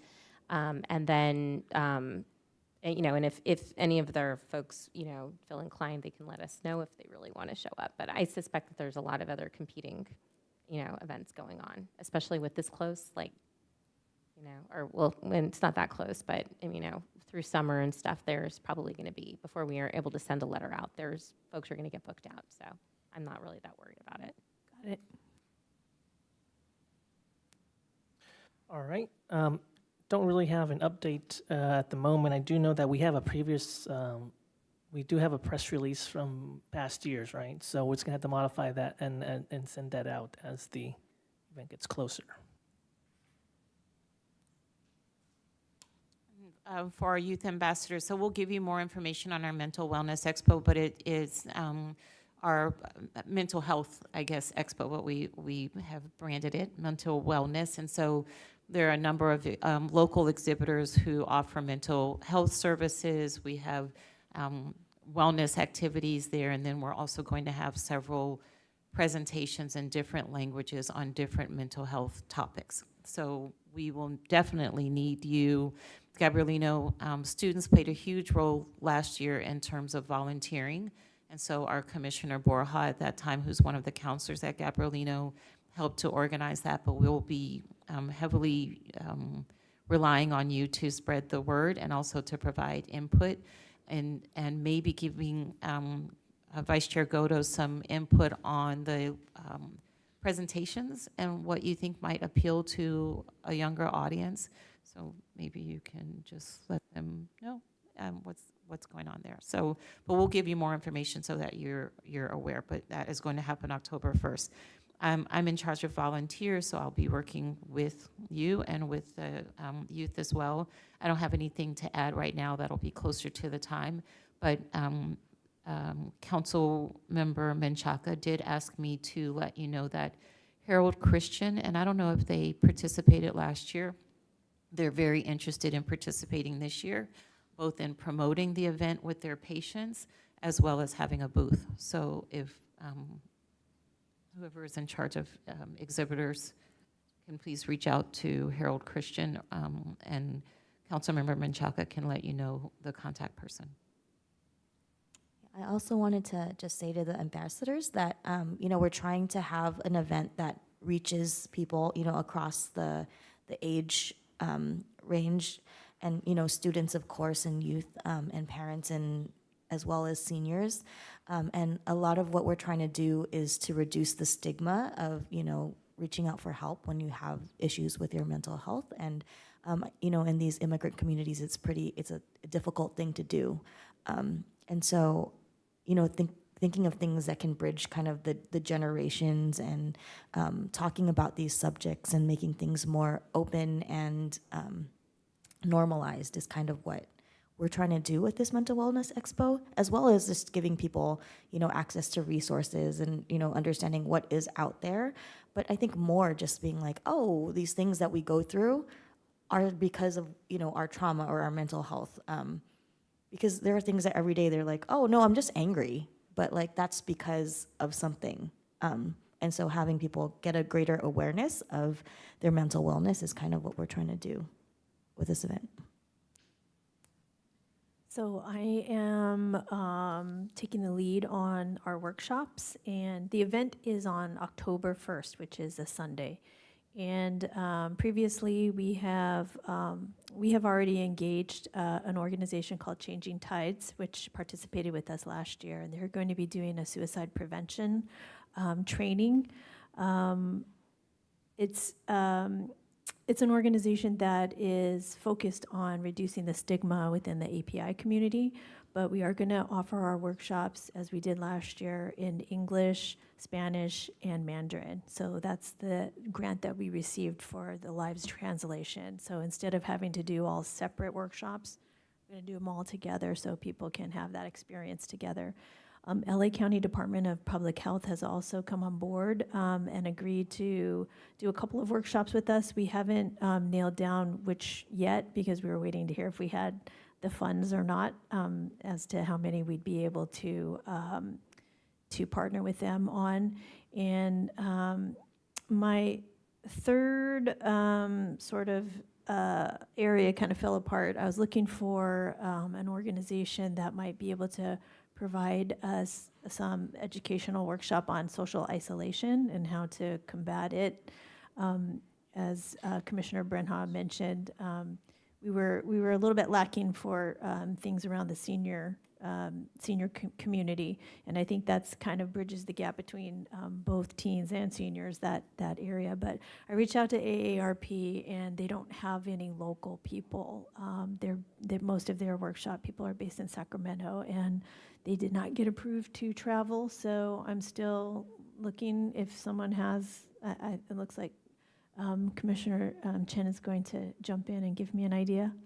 Yes, I did work with a nonprofit but then they held a seminar talking about mental health and isolation, anger management for seniors. But they held a workshop in Chinese. It was like they did at the senior center, Chinese speaking senior center, and some Chinese churches. So I don't know if that's an issue. I think some of the speakers, I think they speak English as well, but I know their primary language is Chinese. So I don't know maybe we can talk. Are we allowed to talk about that afterwards, or? I think. I know the Brown Act.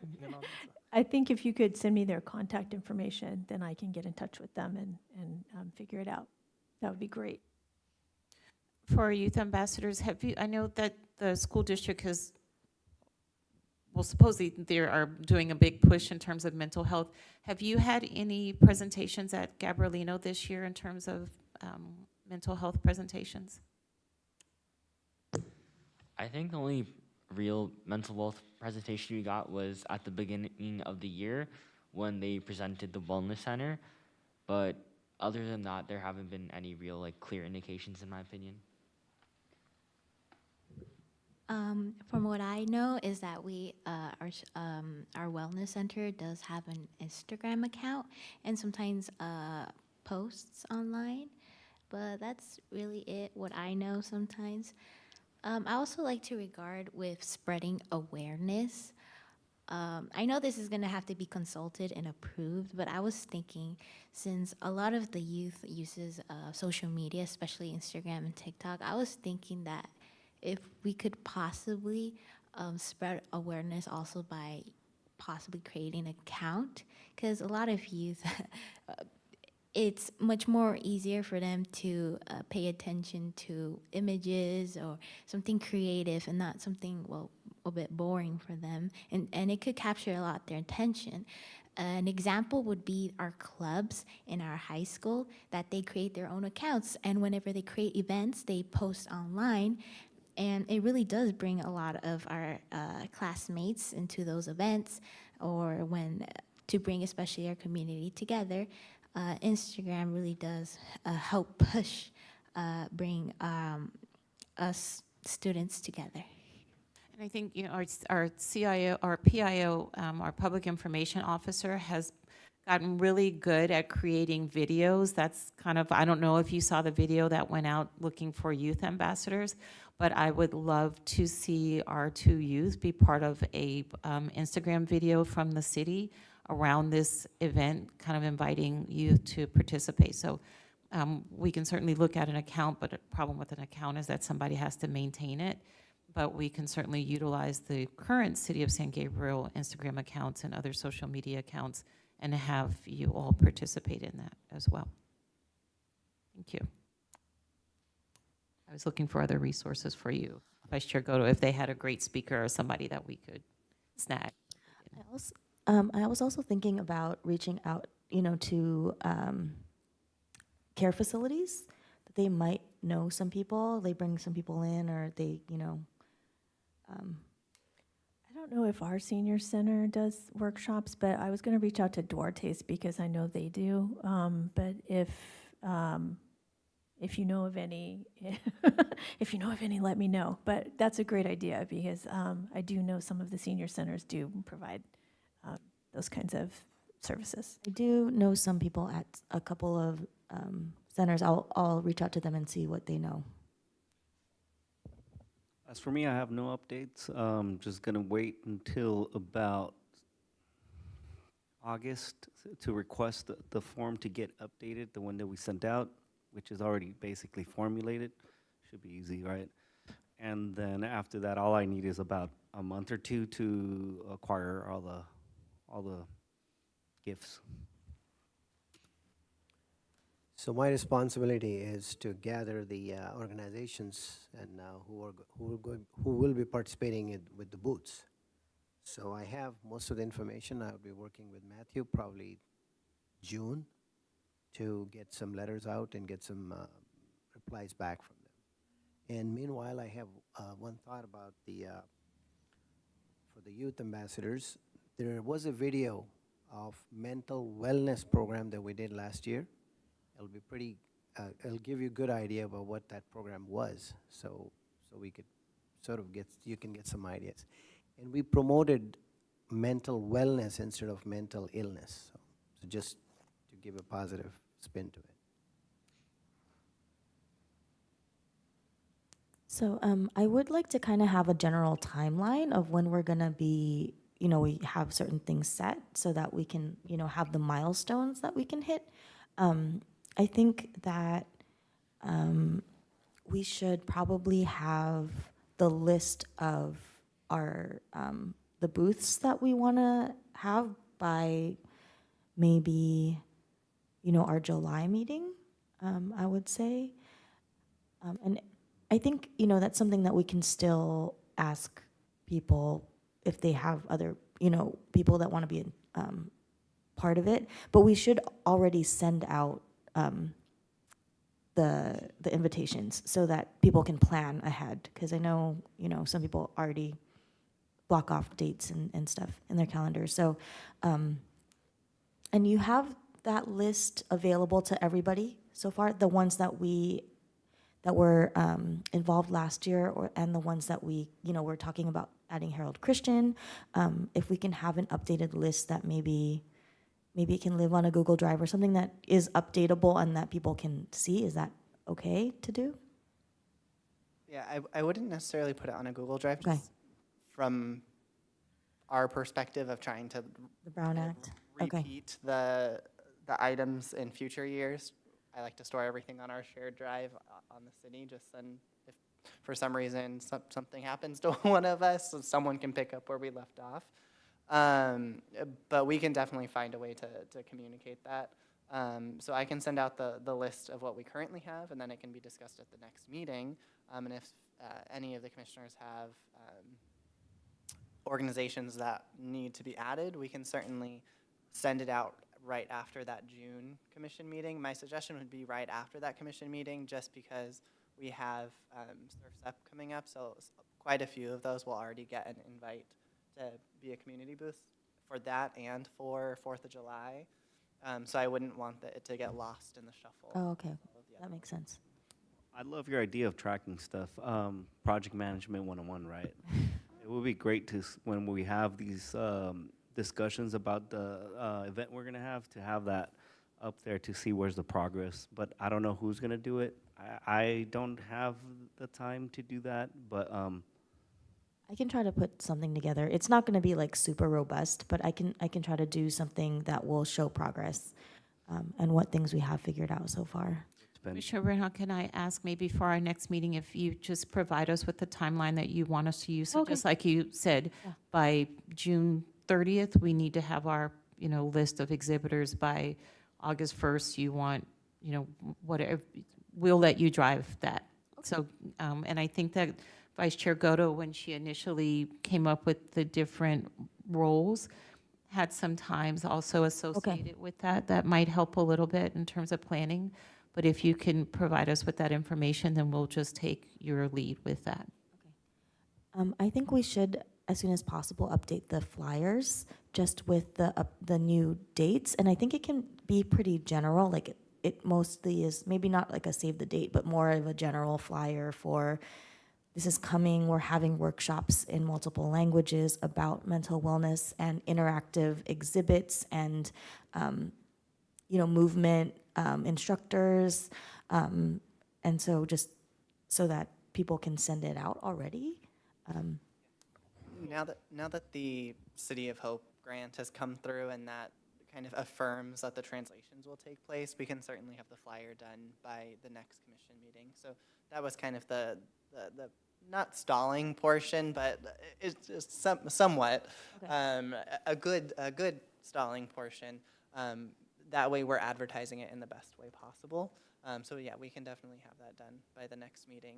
In the webpage, it's just republishing the webpage and updating it with the new information, and then that'll be the landing page for all of the updated information, such as the registration for the workshops and all of that, instead of including it on the website, which I think was part of an initial discussion to not have as much text on the flyer and have them bounce back to the webpage. So Yeah. that's an easy one to update.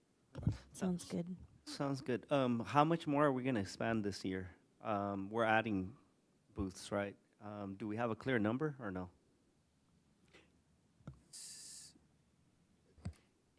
If we add, we have to subtract from last year's list. So it would be helpful to know who's on the list, because if we add Harold Christian, we only have a certain amount of space and a certain amount of tents and So So, the problem that we're having is space and tents, is that correct?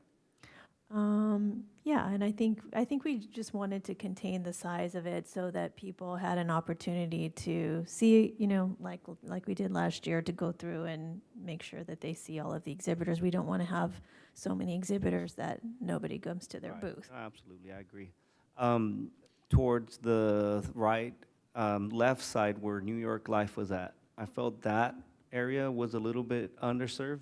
I think there was just 2 booths there, New York Life taking a whole tent, and then the other one, I don't remember what it was. So if we do expand, I think there's room there for 4. I think we're probably gonna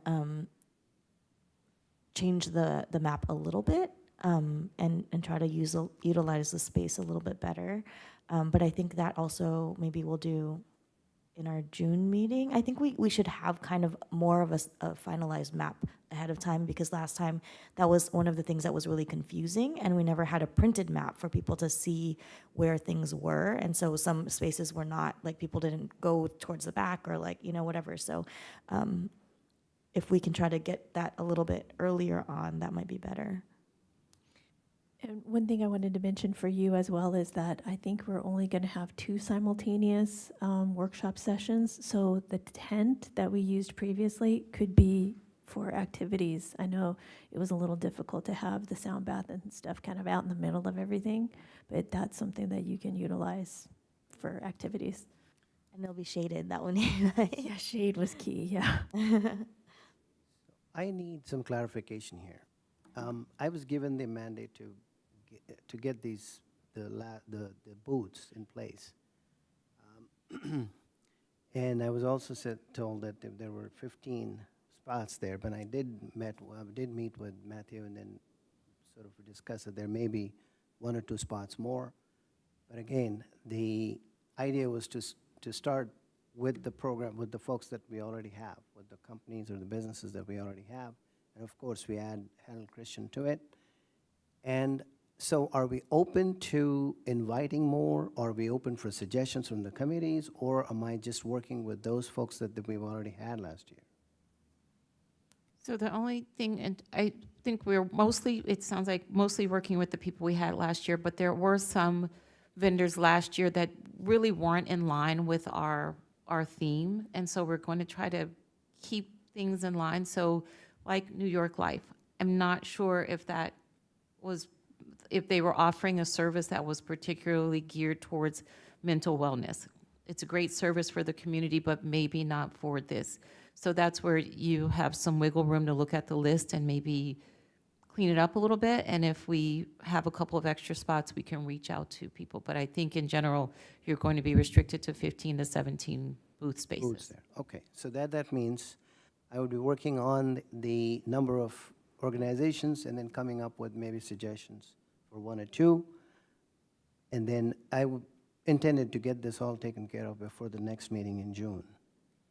So that's clear, right? So I'll be working on these and coming up with the suggestions if there are any to add up, or maybe we'll have some input from the committee members to just make sure that they Yeah, come up I think with ideas. the thing was, like, Matthew was gonna make it shared, the list that we currently have. And then if we do have additional suggestions, we can send it to you, but then maybe we've all kind of finalized the list together at the next meeting, because the invitations are gonna go out right after that. That was the point. I mean, you can work on culling, or like making the list and try, having your own opinions about what should go there or not.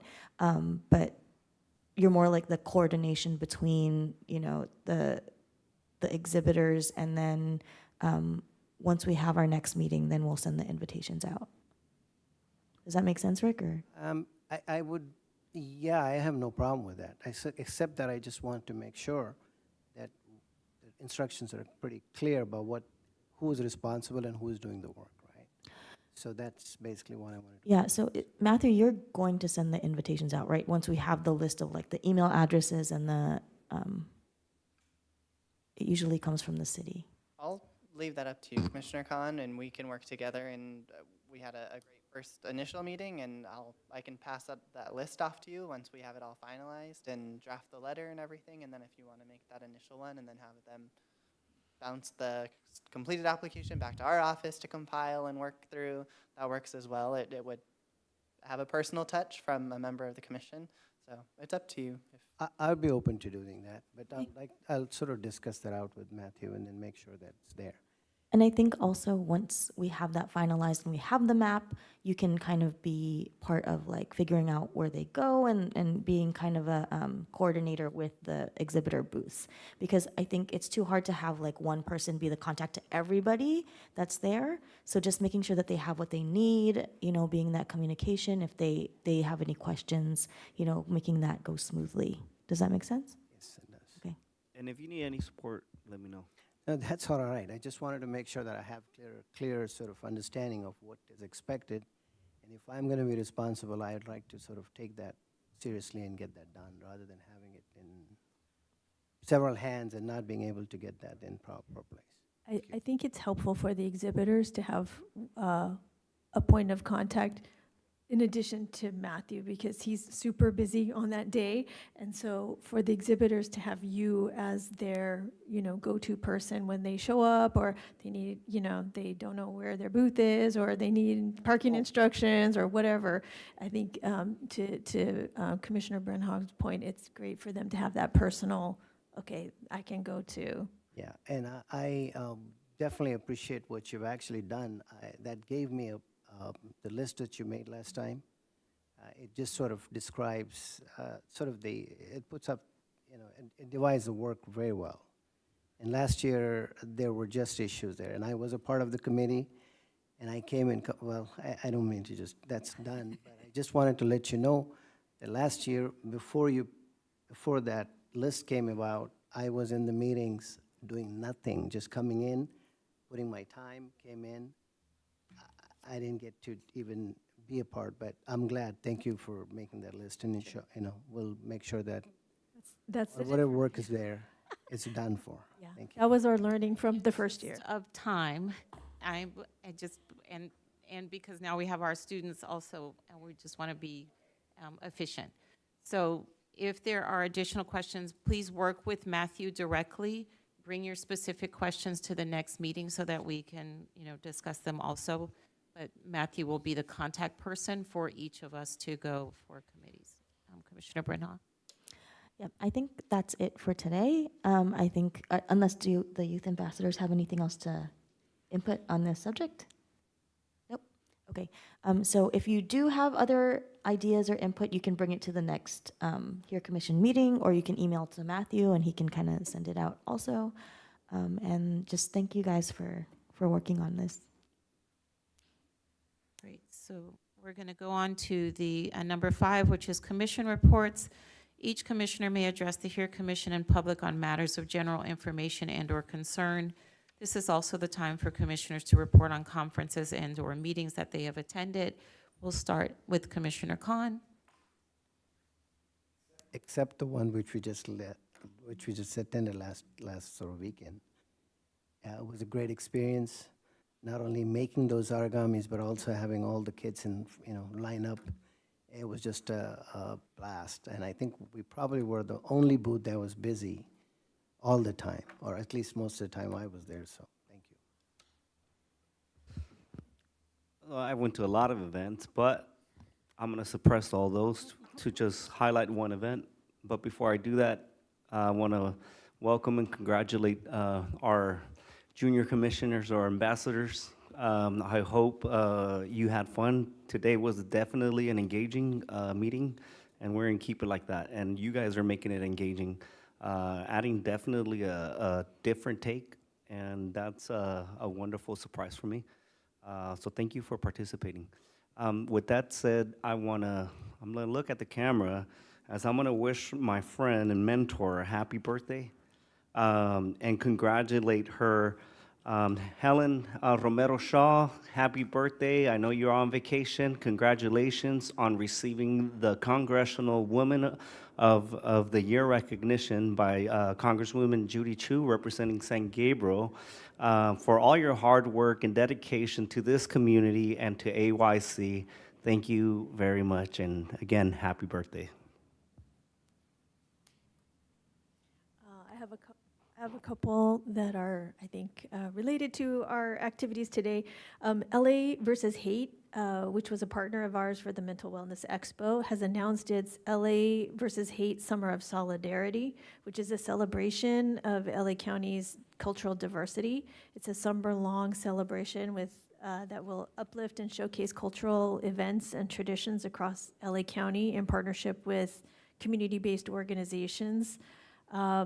It will include the LA County libraries, parks, beaches, and harbors. They will all be hosting events. But one of the first events recognizing AAPI Heritage Month will be sponsored by our very own Asian Youth Center. It's going to take place at Blossom Market Hall this Thursday, May 25th from 5:30 to 6:45 p.m. There will also be a Juneteenth celebration and resource fair at the Ciclovia South LA on June 18th, and an LGBTQ mural unveiling at Bixby Park in Long Beach on August 5th.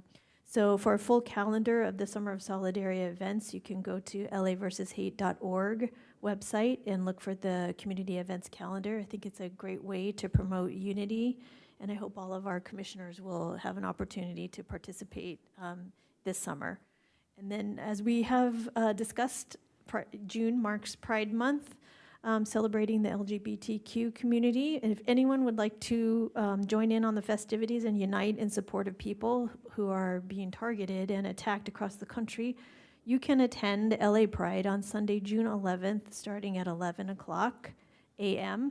Comedian Margaret Cho is going to be the icon Grand Marshal, and actor Leslie Jordan is posthumously being recognized as a legacy Grand Marshal. The ACLU, the American Civil Liberties Union of Southern California, will also be recognized as the Community Grand Marshal for its role in helping the Christopher Street West Association sue to get a parade permit in 1970, which established the first Pride parade in Los Angeles.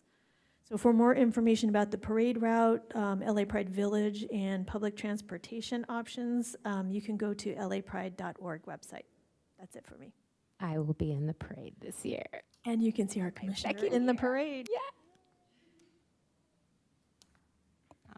So just a few things. So as Commissioner Vice Chair Goto mentioned, on May 25th, the Asian Youth Center is having their first AAPI Heritage Month celebration, and they're going to be recognizing the HERE Commission as participating in their pop-up events. So we will be there, or I'll be there, for a few minutes. For those out there who are have not done it yet, on the city's website, there is a one-question budget survey that you can still access. It is on the main page under Help Us Determine Our Budget Priorities. So please go to the website and participate in that survey event. On June 3rd at 10:30 a.m. at the San Gabriel Library in the conference room, our city manager, Mark Lazaretto, and the finance director will be holding a community meeting to discuss the proposed 23-24 budget. So please be aware of that. And then just finally, a heads up, our next meeting on June 23rd, we are going to welcome Jorge Rivera, who is one of the founders of the Healing and Justice Center, and he's going to give us a presentation on digital equity and the work that's going on throughout the state and in our city. Just talk about highlight one event I attended, which was the community dance celebration at Lai Lai Dance Studio.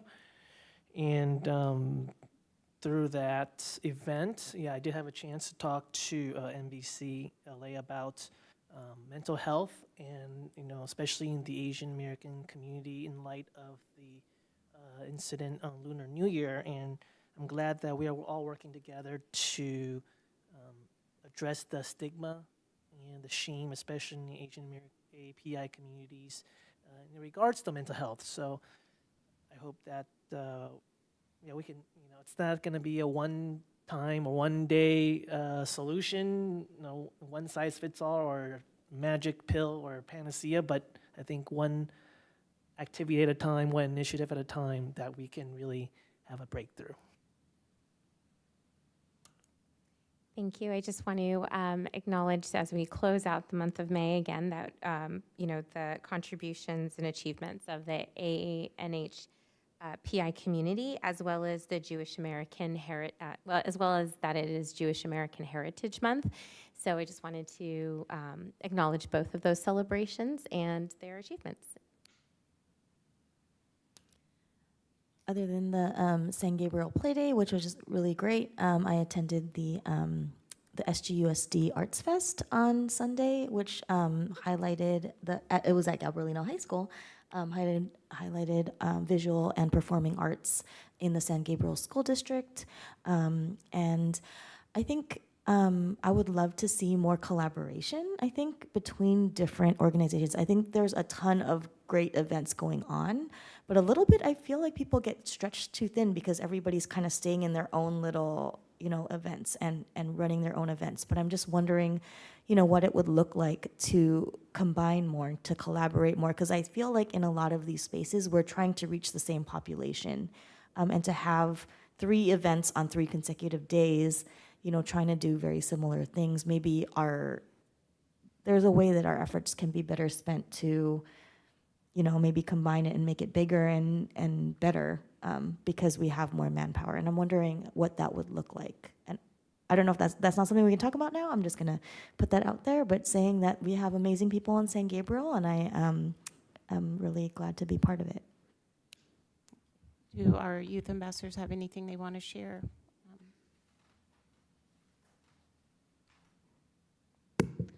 I was pretty busy, but especially finals.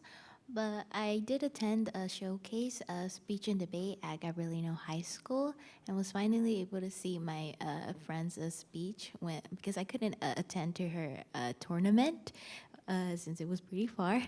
And I was glad to not only to see her her showcase, but also from her other members of the speech and debate team, and also I also was able to see the seniors that were going to be graduating and going to college.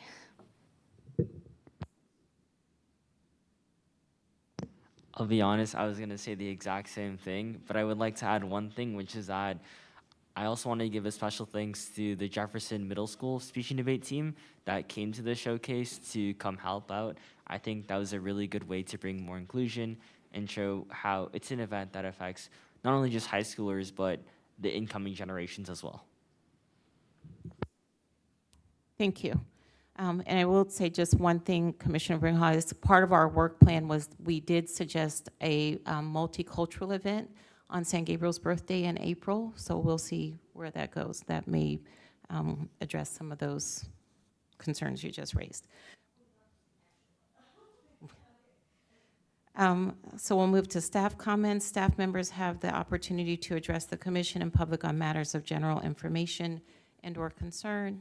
Any staff comments? Sure. So just one very short, happy bit of news. So Adrian Franquez was recently promoted from administrative assistant 2 to management assistant. So we're very happy for her. She will be staying with the commission. She's not going anywhere. But her new duties will broaden, and she'll be working more closely with the Mission Playhouse.